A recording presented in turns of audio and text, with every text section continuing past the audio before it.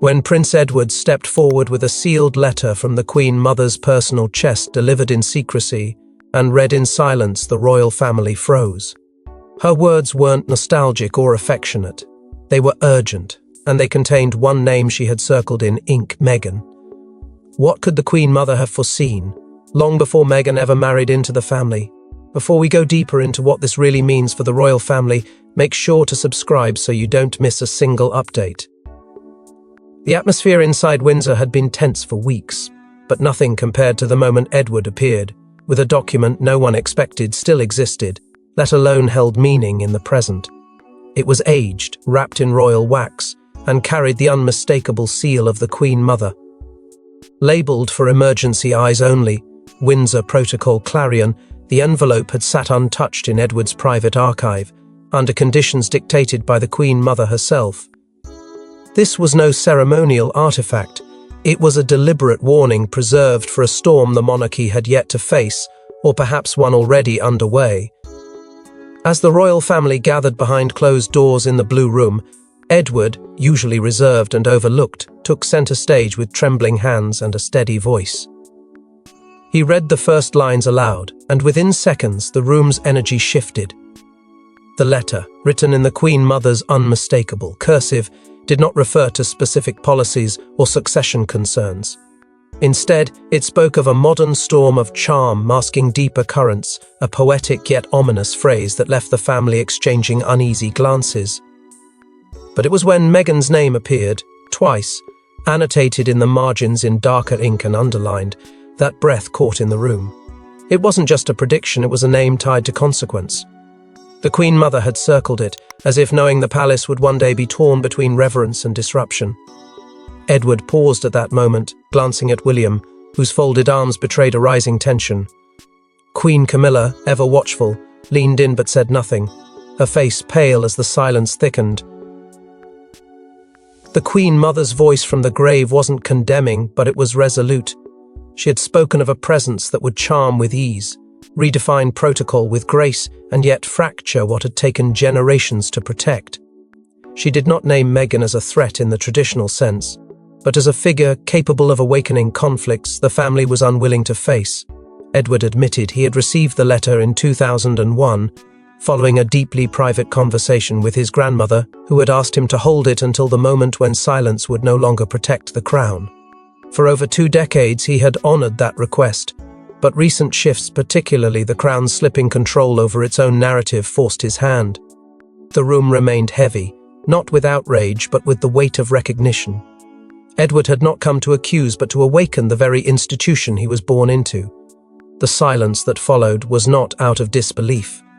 It was because, deep down, too many in that room knew that the Queen Mother's letter wasn't some relic of suspicion. It was a mirror they had refused to look into. As the family absorbed the revelation, the question wasn't just what the Queen Mother had written, but why she had chosen Edward, so often sidelined, as the keeper of her most urgent warning. But what exactly had the Queen Mother sensed that others refused to see? And why did she ask Edward, of all people, to be her silent guardian? Long before Meghan Markle stepped into Buckingham Palace, the Queen Mother had already written of an American presence that would one day threaten the sanctity of royal discretion. Was this foresight, or was it something more chilling, an inherited royal instinct triggered by patterns only a monarch could recognize? The conversations between Prince Edward and his grandmother were never routine. They carried a weight that few others in the family understood, coded in half-truths and cloaked in tradition. In one such exchange, long buried beneath years of silence, the Queen Mother spoke of what she called a transatlantic power influence with persuasive charm. Edward had remembered it because it felt oddly out of place at the time, almost prophetic. The Queen Mother was not known for casual speculation. When she spoke of influence, it was never just about headlines or smiles. It was about the fragility of legacy, the thin thread that held power and perception together. Her references to Wallis Simpson, the American woman who nearly broke the monarchy, were not nostalgic. They were warnings. She believed history, if not understood, would return wearing a new face. There was a certain repetition she couldn't ignore. The Queen Mother referenced smoke behind smiles, and a media courtship that doesn't end at the aisle, words that lingered in Edward's memory like fog on the palace grounds. To her, charisma that bypassed the institution and went directly to the public was not innovation, it was danger. She'd seen how a single woman's entry into royal life could bend protocols, fracture alliances, and leave the monarchy gasping for stability. When Meghan began her ascent, elegant, poised, adored by global press, those eerie parallels returned to the forefront of Edward's mind. The very charm the Queen Mother once admired in select allies was now described in her notes with a different tone, one of caution, if not fear. According to passages in her private notes, she had expressed deep unease about what she described as the coming divide between tradition and function. She feared that one day a figure would emerge who wasn't content simply being royal but would instead reshape what being royal meant. In the Queen Mother's view, influence was meant to trickle through the hierarchy of the crown, not bypass it through personal branding and modern storytelling. Meghan, in her ability to connect emotionally with the public, to sidestep internal mechanisms and amplify her voice on a global scale, embodied exactly the kind of power the Queen Mother had once described with such apprehension. Queen Elizabeth, ever composed and pragmatic, reportedly dismissed these concerns at the time, viewing them as eccentric musings of an aging matriarch. But Edward hadn't. He kept them, not just in memory but in records, notebooks and fragments that now piece together a vision that may not have been paranoia but prophecy. The phrase that struck deepest in one of the entries was chilling in its clarity: "The crown will not be stolen, but it may be courted, then questioned, then carved." The Queen Mother saw the risk not in rebellion, but in influence that erodes from within, disguised as compassion, wrapped in approval, and spread through stories too powerful to contain. And if that was the Queen Mother's warning, then Edward's decision to reveal it now might mean something devastating has already begun. She wasn't just the wife of a prince, she was the center of a new gravitational pull. Meghan Markle's palace influence extended far beyond press coverage and fashion statements. What insiders are now revealing paints a far more strategic picture, one the Queen Mother eerily anticipated. From the moment Meghan entered royal life, something unspoken began to shift. Behind the warm public receptions and modern fairy tale headlines, there was another current moving quietly through the parlor. A restructuring of influence, intent, and command. Within weeks of her first official duties, Meghan's involvement began touching realms traditionally managed by seasoned royals. Private staff were reassigned without explanation. Internal teams were reorganized under the veil of efficiency. Foreign engagements that once followed decades-old patterns suddenly leaned toward causes closer to Meghan's background and brand. She was not waiting to be molded by the monarchy.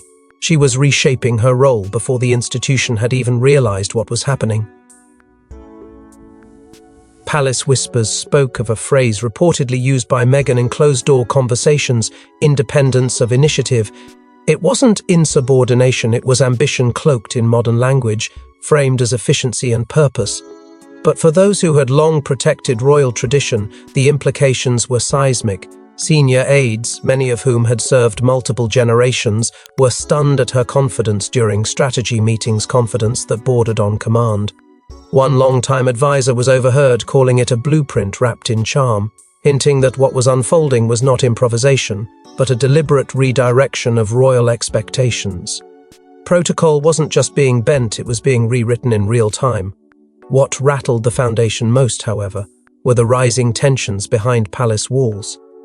More than once, Prince William and Meghan reportedly clashed, not publicly, not aggressively, but in the subtle language of royalty: edits, delays, reassignments, withheld endorsements. One such incident involved a public address where William's team had recommended a neutral tone, only to find that Meghan's version emphasized independence and emotional vulnerability, challenging the idea of stoic monarchy. Camilla, sensing the fracture, is said to have warned Charles that something was being rewritten behind their backs. Our concern wasn't rooted in jealousy, but in precedent. The crown had survived generations by adapting carefully, not by being outpaced from within. One particularly sensitive document, the Windsor Engagement Model Review, became a flashpoint. Designed as a guide for modernizing royal involvement with charities, it included several subtle yet significant changes that closely mirrored Meghan's private recommendations. The document was quietly withdrawn, without explanation, after senior family members raised concerns, but the changes didn't vanish. They appeared elsewhere in speeches, partnerships, appearances. The language had changed, the methods had changed, and the voice behind many of those changes, even in her absence, remained unmistakable. But the moment that made Edward decide to break decades of silence came not from Meghan's influence, but from how the royals responded to it. What began as a closed-door meeting between brothers ended with slammed doors and a vow that history will not erase our responsibility. Prince Edward didn't just unveil the Queen Mother's warning, he demanded answers from William about why no one acted when signs were screaming. It was not a public confrontation, but those present described the air as volatile. Edward had asked for a quiet discussion, no aides, no recordings, just the two of them. Yet the silence didn't last long. After years of watching the monarchy twist itself into knots of public diplomacy and private denial, Edward reached his limit. He had watched the Queen Mother's foresight unfold with chilling accuracy and could no longer bear the passive strategy that had defined William's reign from behind the scenes. He opened with a single, piercing question. Did you ignore the Queen Mother's fears, or were you too afraid to believe them? William, caught off guard, responded with restraint, but Edward's intensity refused to waver. He was no longer acting as the quiet spare. He was speaking as the one person who had listened when no one else dared. William pushed back, invoking the weight he carried, the endless balancing act of modernizing the monarchy without dismantling its foundation. He spoke of press wars, generational divides, and the pressure to evolve without betraying tradition. But Edward saw only hesitation masked as diplomacy. A source close to the palace claimed Edward snapped, accusing William of being royal in blood but reactive in leadership. The room, once a haven for brotherhood, became a battlefield for truth. Edward didn't hold back. He laid bare every contradiction, every evasion, every refusal to confront what was building. He reminded William that the Queen Mother had warned them not of destruction from outsiders, but from the royal family's inability to act in time. The confrontation struck deeper than anyone had anticipated. William didn't speak of the exchange for days, not to Charles, not to Camilla, not even to Catherine. Those in the royal residence noticed the shift immediately. William, typically composed, appeared withdrawn and troubled. His confidence faltered in briefings. One staff member whispered that he kept returning to the Queen Mother's name, almost like a confession. Edward's final words before leaving that room would later echo across the palace halls. The Queen Mother never feared outsiders. She feared our blindness. It wasn't just a personal reckoning between brothers. It was the unraveling of a truth long buried beneath ceremony and silence. Edward had finally said what others only thought, and now the weight of that truth hung in the air like a storm cloud no one could disperse. But the most damning revelations hadn't even surfaced yet, because locked away in a quiet corner of Balmoral, the Queen Mother's personal diaries waited to speak foe. Themselves and their voice would soon add another explosive layer to the unraveling. In a hidden drawer of the Balmoral East Wing, the Queen Mother's private diaries spoke louder than any decree. Among worn pages and fading ink were phrases that echoed like prophecy: she will not destroy us from without, she will divide us from within. For years, the desk had remained untouched, its carved edges worn by time, its contents forgotten by all except one.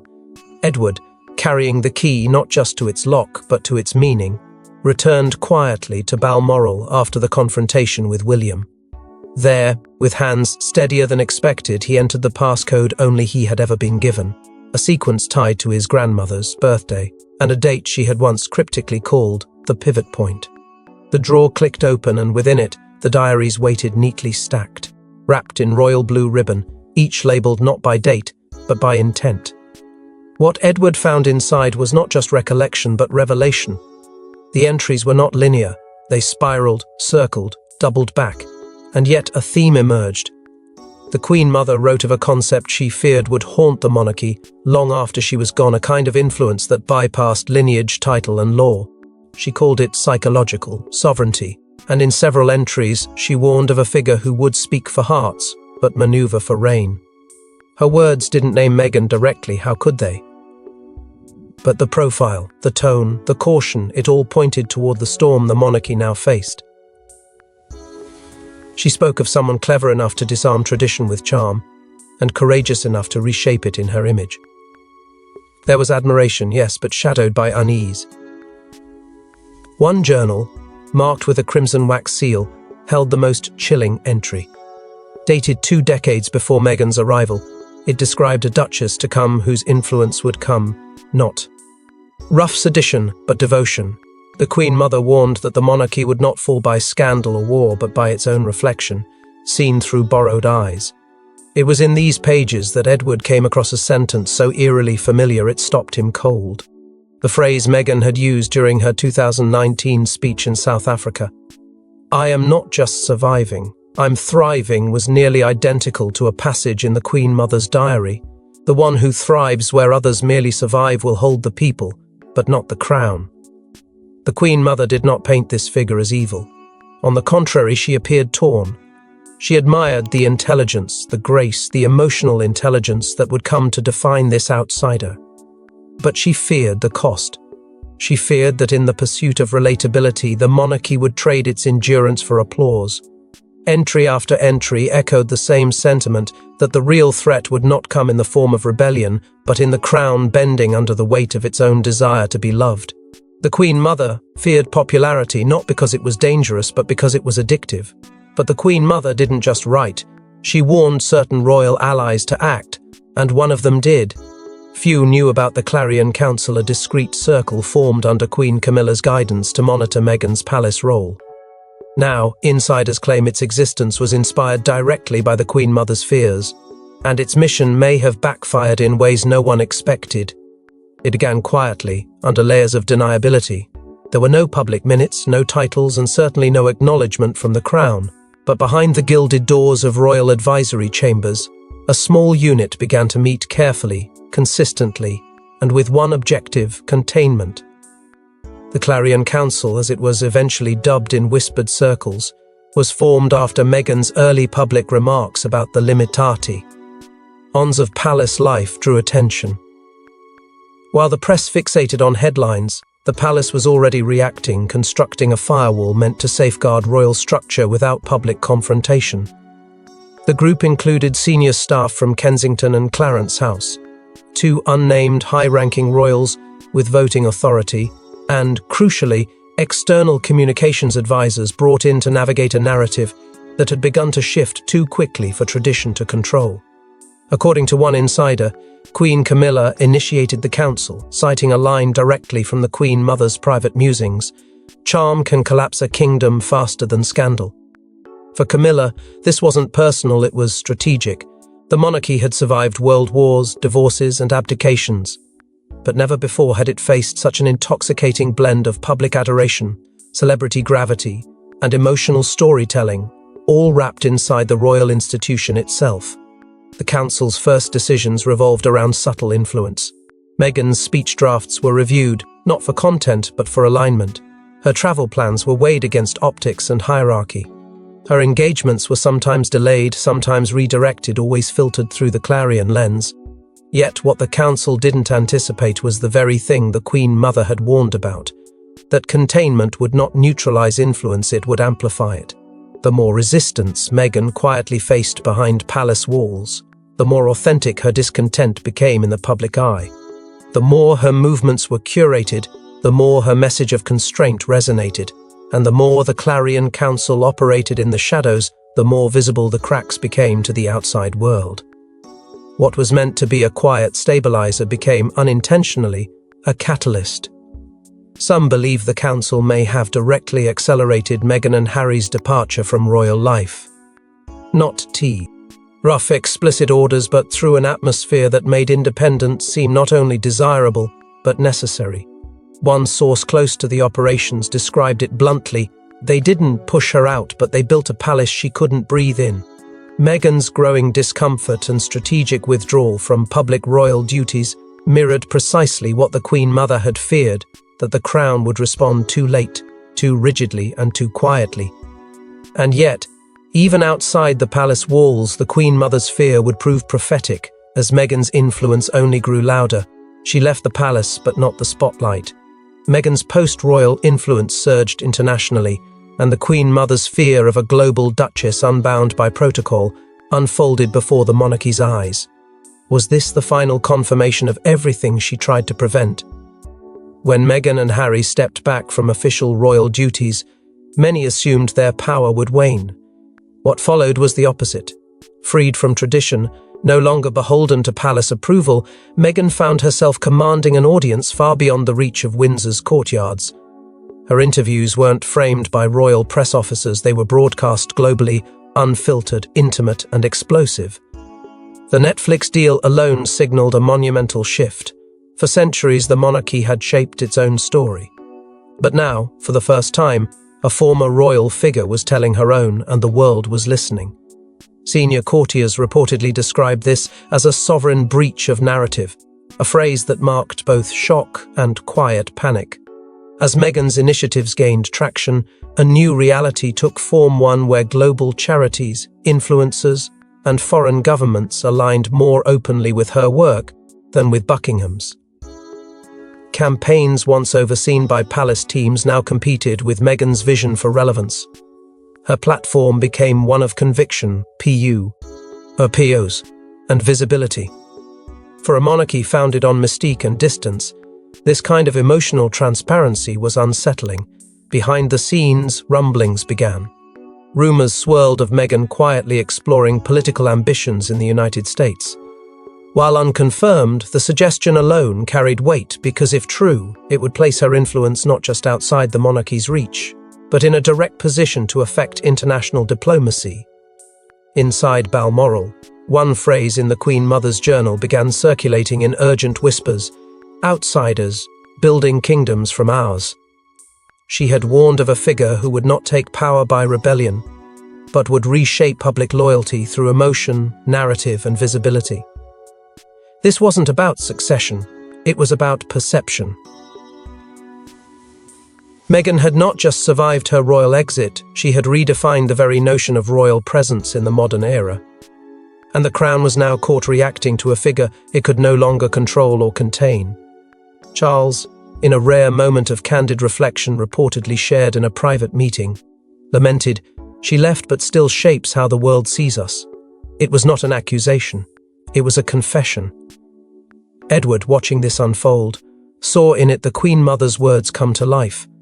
Not in chaos, but in redefinition. He called it the moment the crown became a counter-narrative. For the first time in modern history, the monarchy wasn't the sole author of its image. It had become a subject in someone else's story. The global duchess, once welcomed with hopeful curiosity, had become something the Queen Mother had feared most, an uncontrollable force with her own throne of influence. But one last revelation remained, one hidden by Edward himself, until the palace finally demanded full disclosure. When pressed for the final piece of the Queen Mother's puzzle, Edward stepped into the same room where she once whispered her last political warning. His voice cracked as he opened a faded envelope labeled simply "Clarion Judgment." What he read changed everything. It had remained hidden for decades, untouched, unseen, resting quietly beneath the velvet lining of the Queen Mother's writing desk. The envelope bore no royal crest, no date, only 2 words in her own hand: Clarion Judgment. Its very existence had been debated, suspected only by those closest to her, and denied by others who feared what it might contain. But Edward, after years of restraint and mounting pressure from within the family, knew the moment had come. He stood before a circle of senior royals, the very family the Queen Mother had once vowed to protect, not just from external threats, but from the erosion of clarity within. What he was about to reveal wasn't a secret, it was a sentence. One that would forever alter how the monarchy viewed the woman who had left and the institution she had reshaped without consent. The letter was brief, less than a page, but every word was deliberate. She began by stating, "This letter is to be opened only if influence crosses loyalty. No accusations, no names, just a chilling threshold that had, in Edward's view, already been crossed." The Queen Mother continued, I entrust this not to power but to judgment. Let no title cloud your eyes. It was a directive not meant for the throne, but for the one she believed could see without bias. That man was Edward, the quiet observer. The brother never chasing influence, the son she believed would recognize when charm had begun to blur conviction. In that moment, Edward didn't just read her words, he shouldered the weight of her expectation. The letter's final lines held the monarchy still.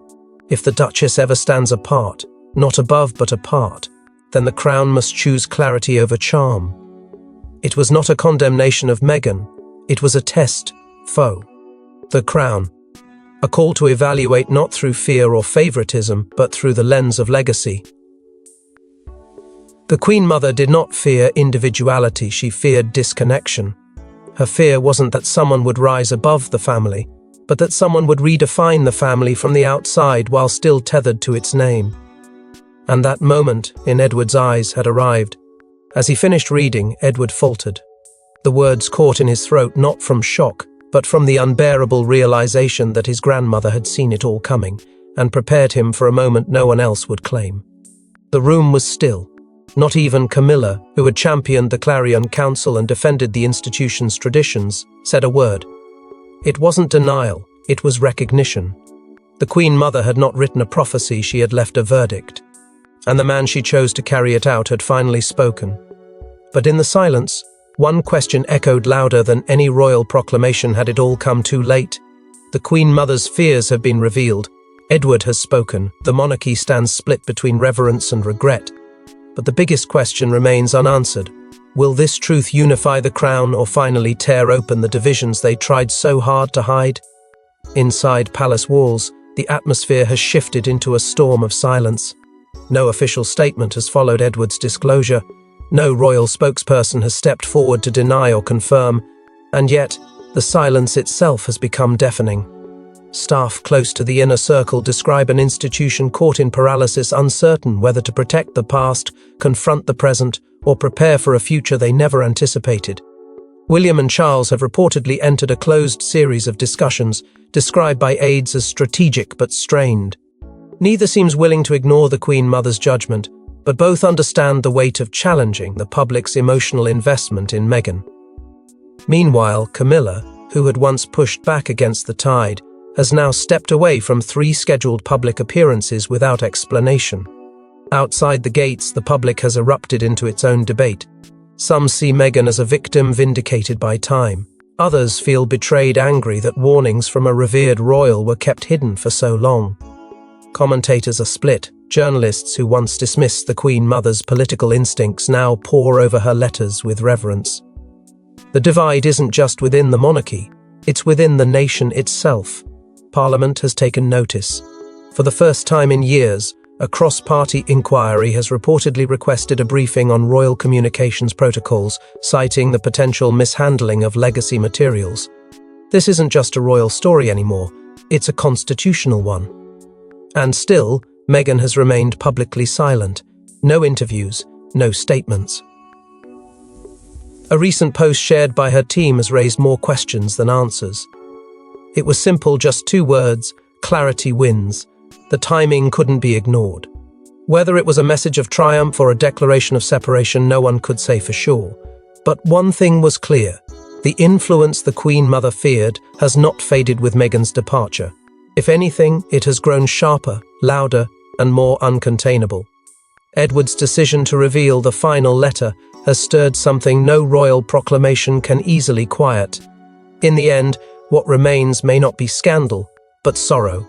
A legacy of unspoken fears, unread warnings, and unchallenged decisions. The Queen Mother, remembered for her elegance and devotion, may now be equally defined by her foresight and by the question she left unanswered. Did she do enough? Was her final act a saving grace, or a desperate echo too late to stop the fracture? The monarchy now stands at a crossroads where influence is no longer about bloodlines, but about narrative, and where loyalty, once unquestioned, must now be weighed against truth. And as the palace curtains close, the world watches, waits, and wonders what influence truly endures and what loyalty truly costs. Thanks for watching. Please don't forget to like and subscribe, and we will see you in next one.